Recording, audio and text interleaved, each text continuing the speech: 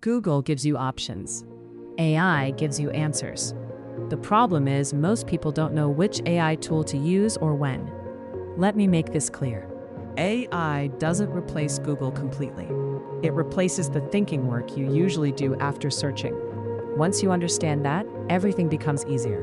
First, ChatGPT. This is what you use when you need to think, write, or plan. Emails, ideas, summaries, schedules.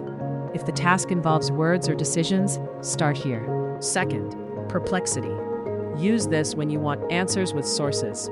It's perfect for research comparisons and learning something new without opening 10 tabs. Third, U.com.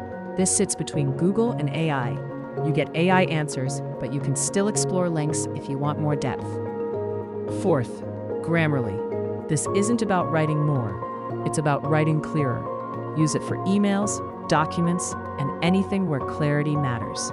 Fifth, Notion AI. This is where ideas become structure. Notes, plans, workflows, all organized in one place. Here's the rule I follow. ChatGPT for thinking, Perplexity for research, Google only when you need raw information. AI works best when you stay clear.